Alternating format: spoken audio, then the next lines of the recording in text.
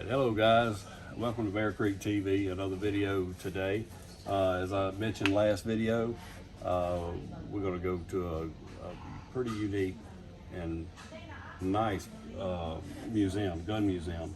We got some old 1800s, probably before that too. Yeah. So let's go. Without further ado, let's walk in the museum and we'll start looking at some of these cool things. So come on in and get down to the museum.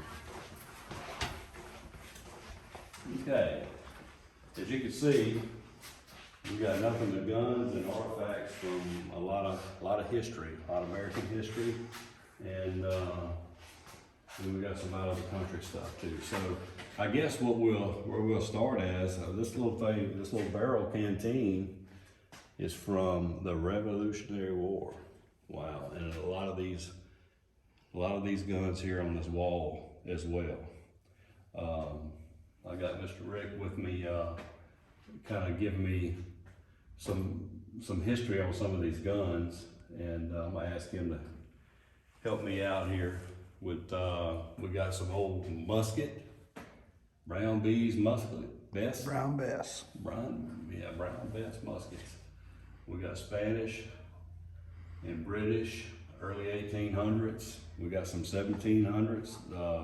What do you call that again? Charlottesville. The Charlottesville musket from 1777. That is pretty amazing. So, so how long have you been collecting these guns? Like a couple weeks, couple months, or? Try about 43 years. 43 years. I'll tell you what. And that's a long time, but it sure shows in your museum that it takes a while to get a few of these guns, some of these artifacts. This is a pretty nice little neat looking buoy here. Yeah, I'll tell you the story on that one.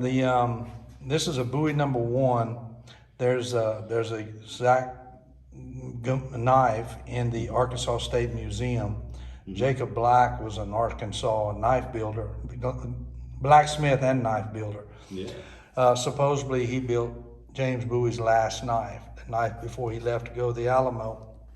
A lot of misconceptions on what Bowie's knife looked like, but supposedly, according to the information of the Arkansas State Museum, that's what it looked like. And so after Bowie's death in the Alamo, Black took advantage of his fame and built supposedly between 50 and 100 more knives to sell as souvenirs and relics and stuff to people, and a lot of them were lost to time, but supposedly that one's been verified. That's one of them right there. Wow. And here we go. Here's something really interesting. One of the original Colt Pattersons, right? And that's the first one that actually broke Samuel Colt. He developed the Patterson in 1837. It lasted for about 4 years, and he ended up going broke with that same gun. And so anyway, fortunate enough to get one of those. He built about 1,200 total of those guns. So that's a pretty rare gun you're looking at right there. Yeah. Okay, and we got some more, some black powder stuff from, what would this be? And that's all, 1800s. Okay. Just all different models, the wood on those guns were just gorgeous.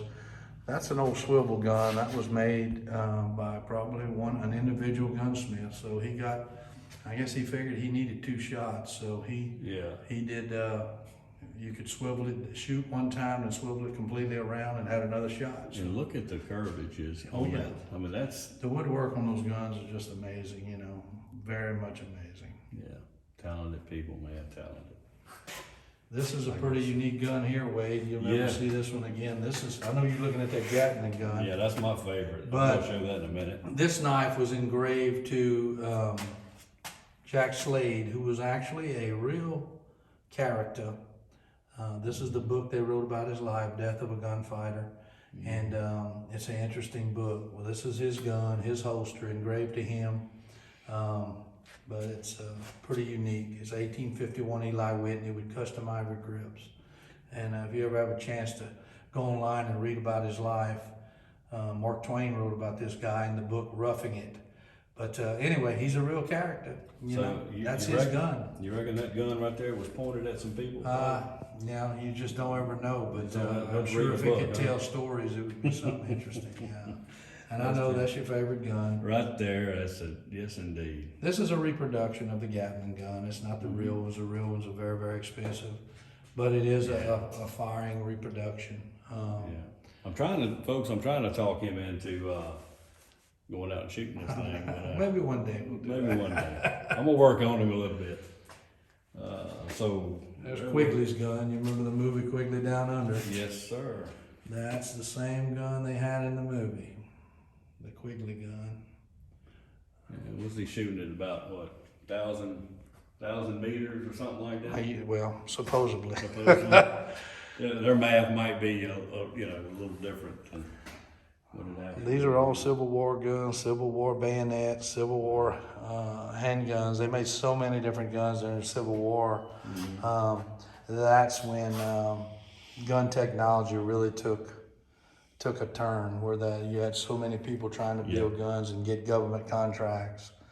But a lot of carbines, that's a lot, not all of them, but that's a lot of the carbines that were used during the Civil War. Yeah, that's old Sharp's carbine.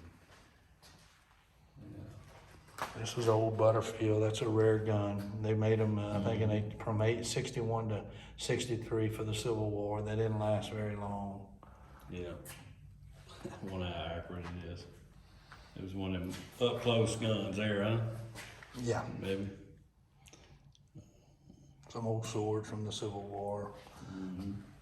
Because they didn't have lands and grooves inside the barrels, no rifle. Some of them did. Some of them did? When you got to the Civil War, that's Okay. what made the Civil War so bloody, is because they had the bullets and the rifles were more modern, rifled, to where in the Revolutionary War, it was all almost all smooth bore. So you might shoot at one guy and kill the guy three down in the row. So the Revolutionary War was not nearly as bloody as the Civil War. Okay. This is a pretty rare gun. This is a Kerr revolver. This Confederacy imported a lot of these. So that if you saw a Confederate officer, most of them were carrying Kerrs. They carried a bunch, but that was a pretty popular gun with the Confederacy. Yeah, and you got some Confederate swords or some. They haven't been verified, but they are Civil War. Different. I have a bunch of those in here. Just they're all over. These two are pretty cool. The cavalry went with the Schofield before the 1873 Colt. Everybody says that's the gun that won the West, but your Schofields were actually more practical, great guns. It just that the United States government was kind of cheap, and the Schofield ammunition that they purchased would shoot in the Colt, but the Colt ammunition would not shoot in the Schofield. So eventually, anyway, the black one there is serial number 18, the first bunch that was ever shipped out to the military. Wow. And then the nickel plated one is serial number 48. So those are two pretty rare guns. Yeah, I would say you just got them all down this table of unique handguns. And we got some on the wall too. I know that's where you. That's kind of your rare guns, Yeah, look at this one right here. Tell me a little bit about that one. That's a Lafouche. That is a pinfire gun that shot 12 rounds. They did use a few of those in the Civil War. The pinfire was kind of ahead of the centerfire. Okay. And all these guns were kind of used. That was a 10 shot. This is a 12 shot down there, vice versa, I think. And then that was a Springfield Navy gun. Of course, 1860. This was a very rare, but the Lamat, which the Confederacy used a bunch. Jeb Stuart used the Lamat. And that was a volcanic. And that was a Pettingill. That was a Union gun. And of course, the 1858 Remington. So all of those were kind of used in the Civil War also. Okay. So these are just rare rifles. That's a Whitney Kennedy.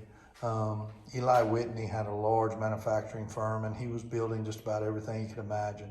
And the same guy that built the cotton gin, invented the cotton gin. So that's a Whitney Kennedy rifle on the bottom. That's a Savage revolving rifle. They were getting a little more modern. They were trying to get more shots. Then you had the Lamat carbine, which had 9 shots and an 18 gauge shotgun on the bottom. That was a porter turret rifle, which was kind of unique. It would fire. The bullets were preloaded. It just rolled, and that was a 4-shot rifle. And of course, this was the gun that kind of started it off of Winchester. That was a Jennings rifle. Jennings would load bullets down in that tube, but now a lot of them, like this one, were converted back to single shots. Yeah, another gun with the stock curved down like that. I guess a lot of them shot. You shoot. It was just the comfort. It was all built, hand built. Everything was hand built, so it was built to fit, which is unusual for that today. But it's more, I guess, slimlined or straight line or whatever. It's just a different way of shooting, I guess. I guess over the years they, put all them different. Now Wade, this is the Winchester evolution. Okay, so it started off at the top one. That was the 1860 Henry. That's kind of what started it, not counting that Jennings on the end. And then he built I guess the rifle was getting hot, so then he built the 66 so he could put the forearm on there. And there's a 66 musket and a 66 rifle. Then he realized that those bullets were a little puny, so then he came out with the 73. That's the gun that won the West, 1873 Winchester. And then they realized that the bullet was only a 44-40, a 38-40, and a 32-20. It wouldn't take down a buffalo. So then 76, he came out with the big calibers. So that's the 1876, and then he built the 1886, and then the 92. And he finished up with the 95, but that gun's over there in the Spanish-American War era rack. Here's the Indian War stuff. That's an actual 1876 tunic. They called them, worn by a soldier. And that's an 1880s Sioux War shirt. It's real. It's not a repop. And of course, this is the 1883 tunic that was worn late in the Indian Wars, but more notable in the Spanish-American War. And the photographs you got now? Photograph was purchased from a family. He was a soldier. That's a bugle. He was a soldier in the, they called it the Mexican Punitive War or something. That's when they went down to Mexico looking for Pancho Villa because he had raided a little town in a Texas border town. So he was in that group. There's some pictures of him and his buddies on their horses. That was supposedly his actual hat and his bugle. And this is Hoot Gibson, the old actor back in the 20s and 30s, a silent film cowboy actor. That's his pistol. That was his suitcase when he worked for the 101 Ranch, and actually his rope. So, and of course that's the Indian guns on the back side there that, a lot of the Indians used. Geronimo used that 1874. 1874, I think, 73 trapdoor. You can look at a lot of pictures on True West magazine. A lot of those Indians were using the Dan Wesson 2-trigger, and of course all these guns were decorated by Indians. Yeah. All the way back. And then this is the Spanish-American War. The guns that were used there. The Craig gun was the new military gun, but they still did use a lot of the 1884 and 89 trapdoors. Craig carbine. Actually, that's a Spanish 7mm Mauser, and it had outdone the Americans. So that's why the Americans came out with the 1903 Springfield, because during the Spanish-American War, those Spanish guys were picking off Americans from a long ways. Yeah. And that's the last Winchester. That's the 1895, which Theodore Roosevelt made famous. Okay. This starts the World War One. World War World War One. All these guns were used in World War One. They just look heavy. Well, that's that's when when guns men were were- built. That's when men men were were men. You know, most of those little men weighed about 135 I pounds. know it. That's why I'm saying. Now, this was World War II, but this poor fella had a rough day. That's the authenticated version of that helmet was found on the battlefield of Stalingrad, and he had a rough day, poor fella. Yeah. And like I said, all of these guns were World War I. That was the shotguns we used, which were the Remington Model 10A, Yeah. the Winchester 1887, and the Winchester Model 12. And that's the first big time Both gun. of them were 12 gauge. They were all 12 gauges. And then you had the VAR, which of course Bonnie and Clyde made famous. And then you had the 1903 that Sergeant York made famous. Actually trying to work a deal right now to own Sergeant York's real gun. Really? Yeah. And that's a Berthier. That was German. And of course the Show. That was the first automatic machine gun, handheld machine gun the French had come out with. It was a miserable failure, but it was a pretty unique gun. Yeah. And of course, here's a lot of the World War I guns that you could have seen on the battlefield right here. Yeah. This is pretty unique. This is a Webley Fosbury, which is a automatic revolver. It automatically cocks itself every time. It's pretty cool. It's kind of not practical, but again, people were just building all kinds of stuff back then. Yeah. Probably the most famous one would be the. Well, here's kind of the evolution there, Wade. I'll just give you, since you mentioned that. Okay, so John Browning came out with the 1900 first. Yeah. It was pretty cool. It was in a 38 ACP, automatic Colt pistol caliber. Right. This one actually was shipped, I have the letter, it was shipped to Browning Brothers, Ogden, Utah, August 23rd, 1900. Then he came out with the 1902, Okay. which was this one. He did some modifications. And then, of course, the 1902 military gun. You can see the hanging, that lanyard hanger on the bottom. Then he came out with the 1905. This was the first one to shoot a 45 ACP caliber. Okay, so this is the grandfather to the 1911. Pretty rare gun right there. And this is a British regular Mark IV, I think. But what's so unique about this one, it has a Pritchard bayonet. There was only a couple of hundred of those Pritchards built. Yeah. And the Pritchard was designed not to battle the enemy, but to stop the guys from coming the wrong way. In other words, it was a preventative, when they, what you call that, when they run the wrong way. But anyway, that was a pretty cruel weapon. Yeah. 1917, the Americans used during World War I and World War II, actually. The Pacific, we used a lot of 1917 water-cooled machine guns. Yeah. Yeah. And there's a bunch of the different German guns. Of course, the most famous was the K98, but they had a bunch. That's probably not even a tenth of them, you know. Yeah. And then, of course, we came in World War II with the Browning 1919. Yeah. And that's what you had in the front of the store too? Is that what you got? Yep. That was a 30 cal? Yeah, 30 cal. Okay. And of course, here's all the Japanese weapons. That's a German one on the end, but these are all the different weapons the Japanese had. They had the 99 Arisaka, the 38 Arisaka, long and short, the paratrooper, the Model 44, just a lot of different weapons the Japs had. What about the 7.7? That'll be an Arisaka. That'd be an Arisaka? Yeah. Okay. And then you had the Russian 1910 Maxim, Russian machine gun. If you notice the big port on top, most of them have all the other countries had the little tiny one. The Russian had a big one, the cap there, so they could put snow in it to cool them down instead of water. Yeah, it's always cold in Russia.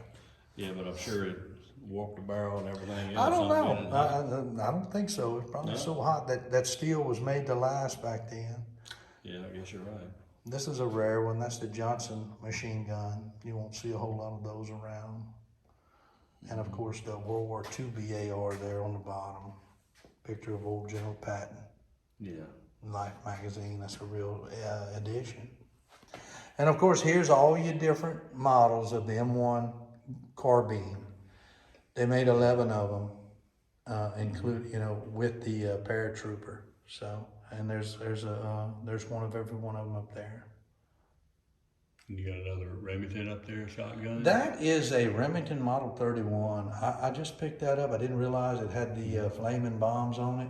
Yeah. And the Air Force used that for something. I'm not sure what. I read the article. I don't remember what it was, but it was actually a World War II gun, so I had to have it. Yeah. And here's all your German guns, the P-38, the Lugers, you know, just all your different. Then, of course, the 1911s from World War II. They made a bunch of different 1911s, too. I don't have them all. And then your little Liberator, that little thing right there was dropped by the million. Well, a lot of them, almost a million of them dropped in France for the French to build a fight. They put you 3 bullets, 45 ACP bullets in there. Yeah. And hopefully you'd kill a German and then you'd get his gun. So you had three chances to. Yeah. Of course, a Russian PP-8, that was your Russian submachine gun, I guess you'd call it. And then you had the Tommy gun everybody knows about, Dillinger made famous, and your Johnson automatics and your M1 Garands. Just a lot of cool stuff, man. Yeah, you got a lot of World War I and II. And here's the stuff from the Japanese. At the end, they were using ceramic grenades. Those little goblets and stuff came off of Admiral Yamamoto's boat. Yeah. Japanese swords. Yeah, I want to know a little bit about that sword, man. Well, that I don't know, but the way the blood is, if you the blood, the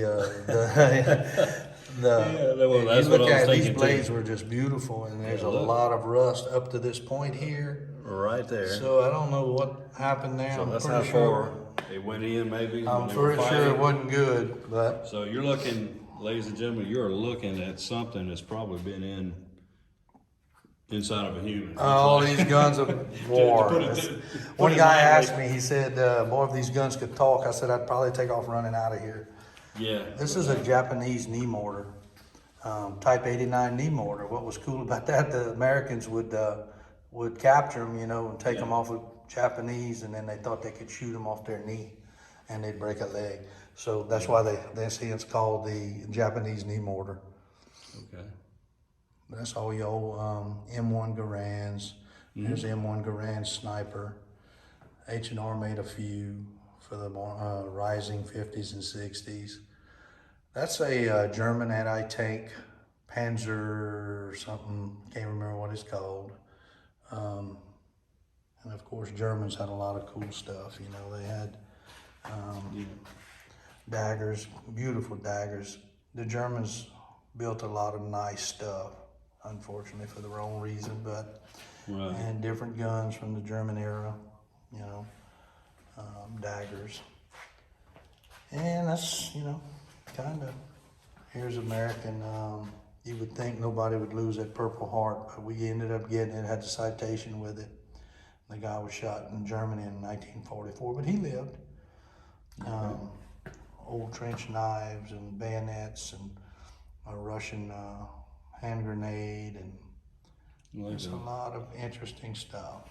Marine Corps fighting knife, is that? Well, actually, they say, and it says USMC. That stands for United States Medical Corps. I always thought it was United States Marine Corps. Okay. That was to use to chop, to make medicines and stuff? No, to carry the guys, hammocks, or whatever you call those little carrying deals, and splints for the legs and stuff like that, Okay. That's an old bomb that just never got dropped, so they de-watered it and they painted it up, and that's what hit a lot of the Japanese cities right there, and German cities. Vietnam, I don't have a whole lot of Vietnam stuff. It's pretty hard to get, but that's a lot of cool stuff from Vietnam. A lot of Russian. Here's some Russian stuff. That's actually a de-wadded Russian RPG from Vietnam era. Old Mosin Nagants. That's a German. That was called Hitler's Garand. That's a G43 German. And of course, the Russian automatic was the SVT-40. And of course, that's the American Super Bazooka, it was called. The M20 Super Bazooka. Wow. And that's about it, with the exception of a few of the headwear that, you know, we picked up over the years. 90% of them are real, but some of them are replicas, because the real ones are just like unobtainable. But and then the last thing would be that, of course, Tracy had to have this for the museum. This is right here. That's a 1820s Scottish vampire slaying kit. Oh, so Yeah, and they believed in that stuff. so you Here's can the fi- book you that we can got fight with off it. vampires, huh? Yeah, well, We had to shoot him with no, that's a werewolf. I don't know thinking what of. it is, I don't but know. it's supposed to be real. You know, they believed in that stuff. Yeah. Not that we do, but Tracy just had to have it. Yeah. So that's about it, Wade. I mean, Okay. there's going to be a lot more coming in here. We've got 5 more machine guns coming in, but that I've paid for, that I'm just waiting for my stamp. You have to get a stamp to be able to own them, you know, so Right. go through the ATF and stuff. So Right. Yeah. about So yeah, well, guys, and I know this is a long video that what I normally put out, but I thought it'd be pretty interesting to look and see all the different artifacts that the Coyote Guns Museum has.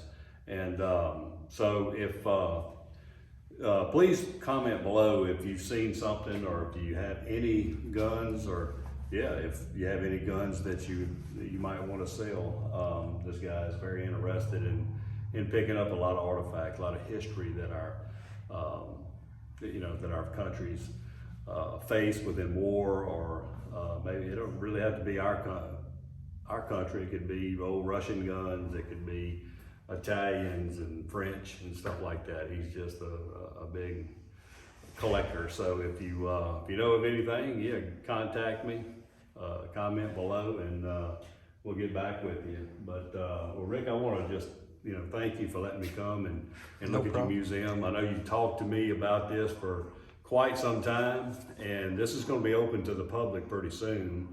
call and find out if it's open. You know, if not, if we're not open and we're not busy, we don't mind bringing people, through it. But it'll all be under glass, so it'll just be open to the public. You know. Well, won't you give them your contact info? Yeah, the store number is 337-599-2655. And give us a call. And like I said, if we're not busy, we'll bring you in and show you a preview. But eventually it'll just be open to the public. Everything will be behind glass, and just for people to enjoy it. Yeah, tell them Wade sent you. Wade sent it. Bear Creek TV. So guys, this is gonna wrap it up for this video.